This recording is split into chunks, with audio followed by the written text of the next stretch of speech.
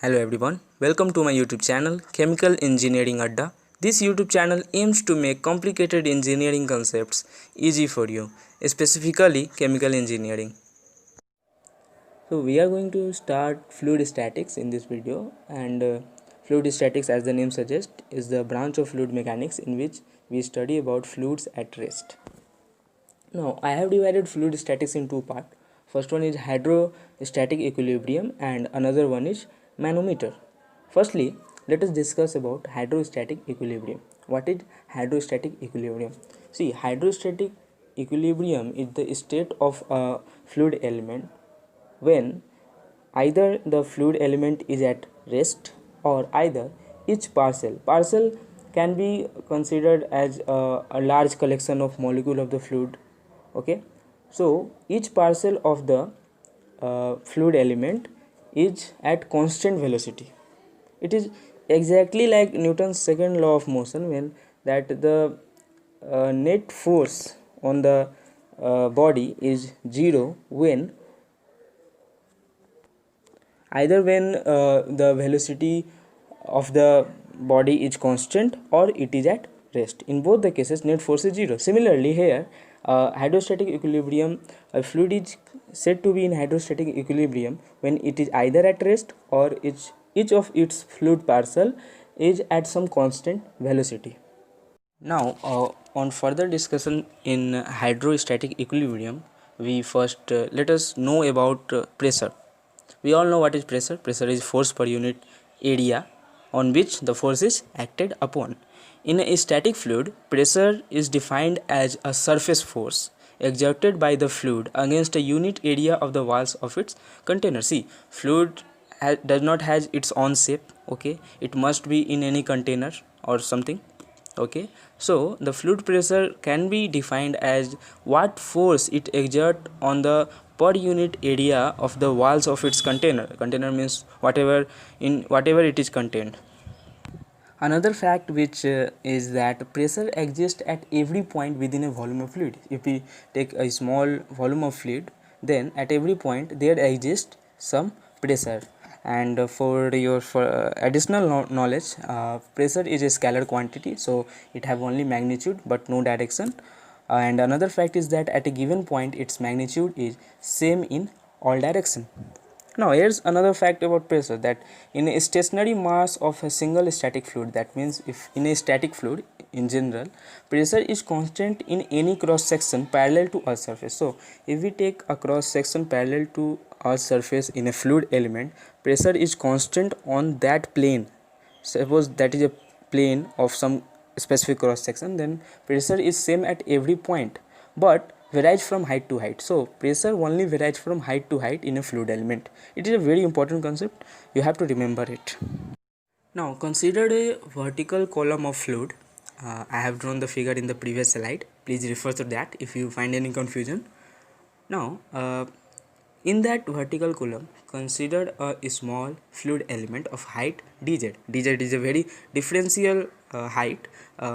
अगर आप फिजिक्स 11-12 का अच्छे से अगर याद करें तो हम लोग वहाँ पर कोई भी जो फॉर्मूला निकालते हैं वो हम लोग छोटा सा डिफरेंशियल एलिमेंट को मान कर लेते हैं और फिर उसके बाद उसको ओवर ऑल लिमिट्स के ऊपर इंटीग्रेट कर देते हैं, तब जाके हम लोग का फाइनल एक्सप्रेशन आता है। बिल्कुल उसी तरह यहाँ पर हम लोग क्या कर रहे हैं कि एक फ्लूइड एलिमेंट ले रहे हैं एंड उसका जो हाइट है वो एज्यूम कर रहे हैं dz है, डिफरेंशियल हाइट है।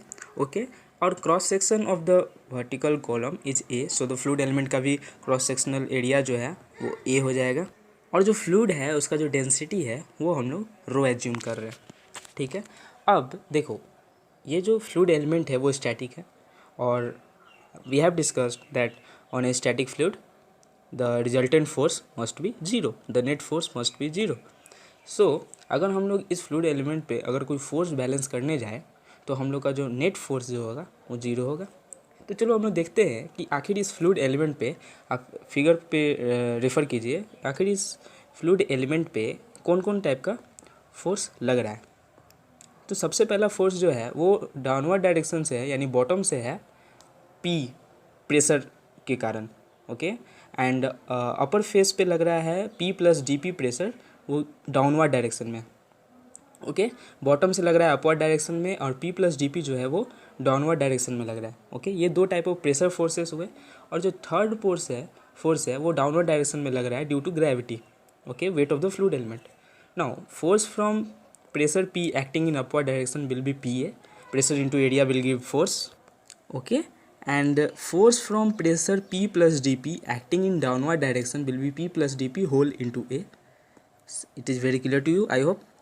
And the third one is gravity force acting downward. Now the cross sectional area of fluid element is A and its differential height is dz, so the total volume of the fluid element will be A dz. Okay, now volume into density will give mass, so we multiply it by rho, and then multiplying it by acceleration due to gravity gives the weight of the fluid element, and it is a force which is acting downward. Now if we take the net force balance, and I have assumed upward force as positive and downward force as negative. However, you can take opposite sign convention, it does not change the result. See, the left hand side is the force balance and right hand side is 0. So if we multiply -1 to both sides, your sign convention will also be true, my sign convention will also be true if you take upward force as negative and downward force as positive. However, I have taken upward force as positive and downward force as negative. C overall ये matter करता है कि upward force और downward force दोनों का जो direction है, दोनों का जो साइन है वो अपोजिट होगा, क्योंकि वो एक दूसरे को कैंसिल कर रहे हैं। ओके, तो फोर्स बैलेंस देखो, P A minus P plus D P whole into A minus A D Z rho G equal to 0।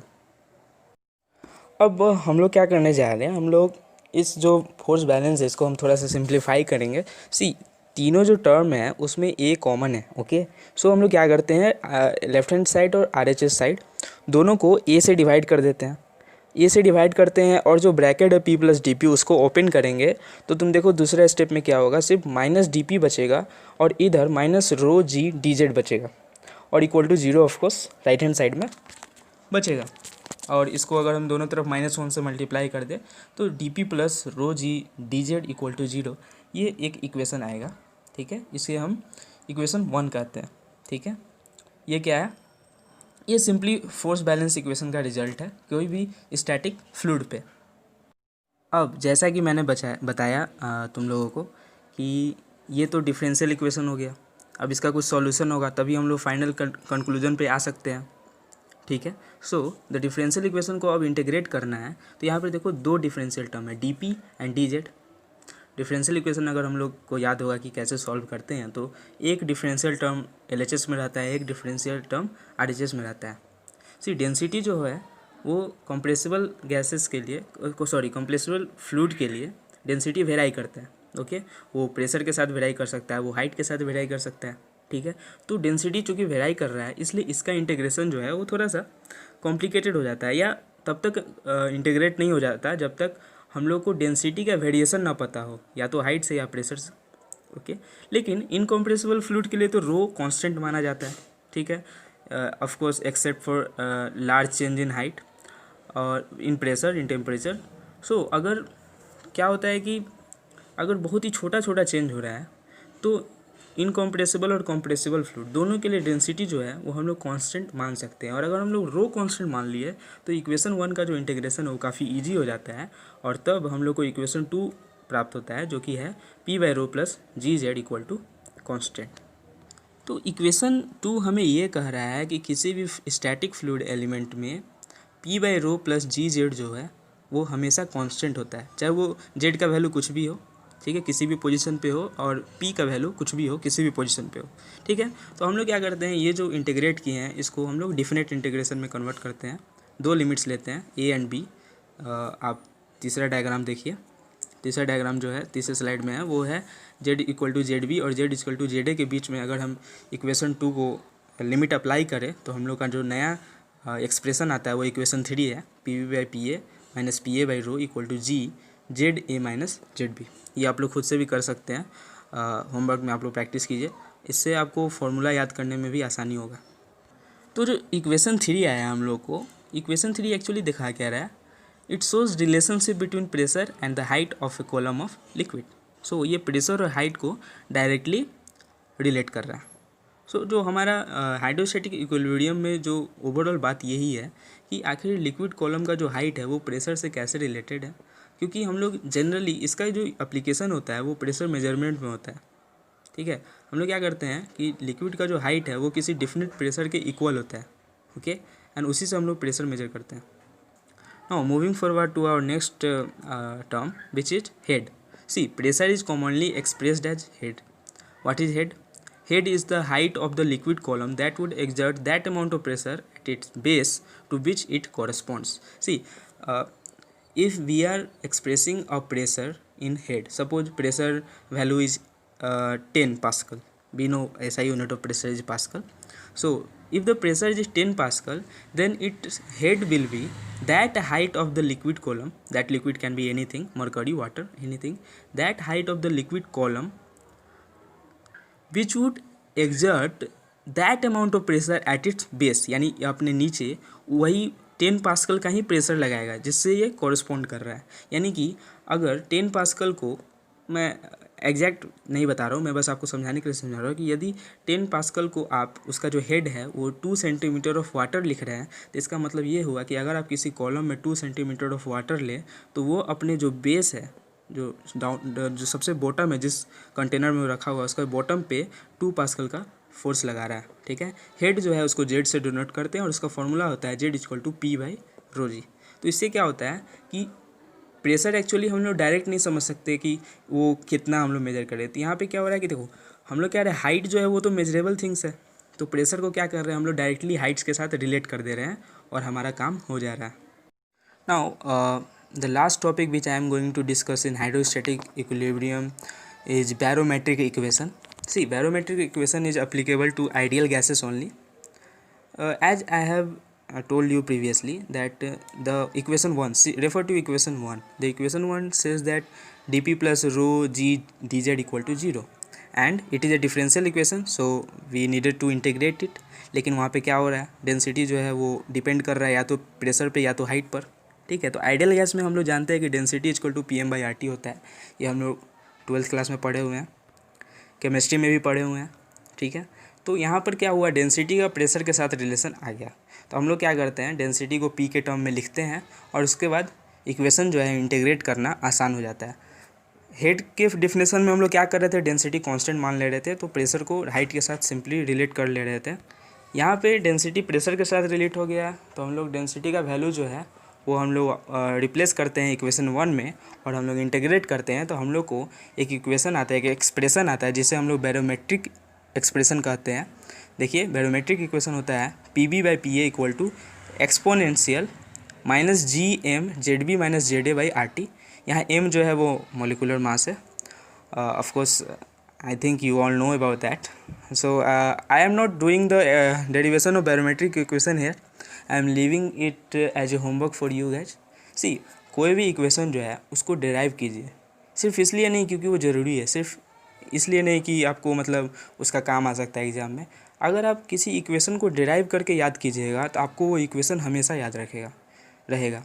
You will always remember that. So please derive all the equation, especially in fluid mechanics. It is very important. So this is all about hydrostatic equilibrium. In our next video I will discuss about manometers. Manometers are very important topic in fluid mechanics, fluid statics in particular. So thank you. So thank you guys, this is all about this video. We will learn some new concept of chemical engineering in our next video. Till then, thank you and see you in the next video.